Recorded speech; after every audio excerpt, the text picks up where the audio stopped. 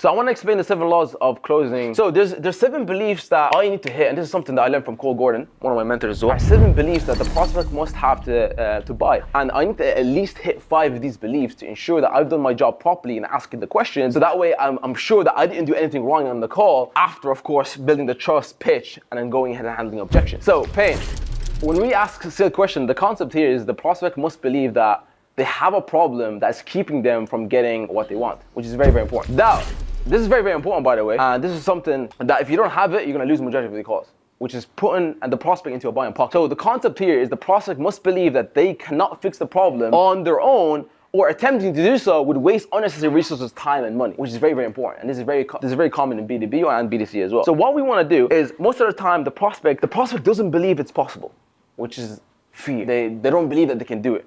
All right, and then there's some prospect that they can believe that they can do it on their own, which is another issue. So how can we navigate that? How can we put a prospect into the buying pocket? Can anybody tell me? Especially if they think that they cannot do it alone, or they can do it by themselves. How do we put them into the buying pocket? A bridge. Okay, you're getting the bridge. To widen the gap between where they are now and where they want to be, and position your company in between. Yes, perfect. Yes, perfect. Widen the gap. So, for example, the left side, they don't believe it's possible. So what you can do to take them from here, they can't believe that they can do it alone, right, to a buying pocket where you can actually close them, is what you can use is you can use stories, case studies, and proof to break their limiting beliefs of they can't do it alone, to put it into the buying pocket or other people like them. And this is what happens in the trust pillar. In the trust pillar and building their stories, you need to tailor the stories and testimonials to the prospect so they feel like some type of relatability to whatever you're selling. Somebody that believes they can do it alone. Oh my days, this happens so much in B2B where somebody just like thinks they're the shit. Okay, I can do it alone. I can take your system, I can apply it. No problem. What you can do here is create doubt through skilled questions and reframe. What we do here in Dislocated is we teach a lot of skilled questions that challenge the customer's belief or their prospect's belief to actually put them back to a buying pocket, to really understand why does he think that he can do it alone, and create doubt in whatever he thinks that he can actually do it alone. Next, cost.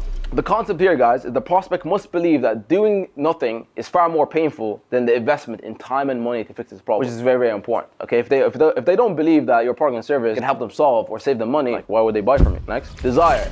So for example, if somebody they're not problem aware, one of the first things that we actually start with is their desire, where they want to be, what they want, why they want what they want, a number assigned to what they want, how getting what they want would impact another area of their life, and then widen the gap using skilled questions. Number 5, money. The belief that the prospect has the resources and the willingness to solve this problem, which is very, very important. So if a prospect doesn't have money, I mean, you can't do nothing. They have a condition at that point.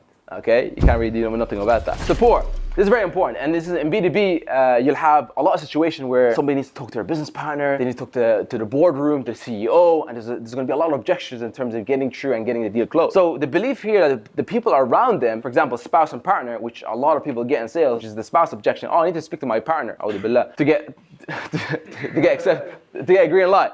Okay, we'll support them in fixing their problem. All right, trust. So they see you, or they see your solution as clearly different, unique, superior to similar methods they've tried in the past, which is very, very important because, as I mentioned before, guys, there's 2 types of sales. There's a sale on the method of the success, and then there's going to be a sale on the product, which is amazing. Now, what happens if you don't have the sale on the method? If they don't believe that Facebook ads work, but you're trying to sell them on that new tactic of Facebook ads and generate more leads, what happens there? What objection will you get at the end?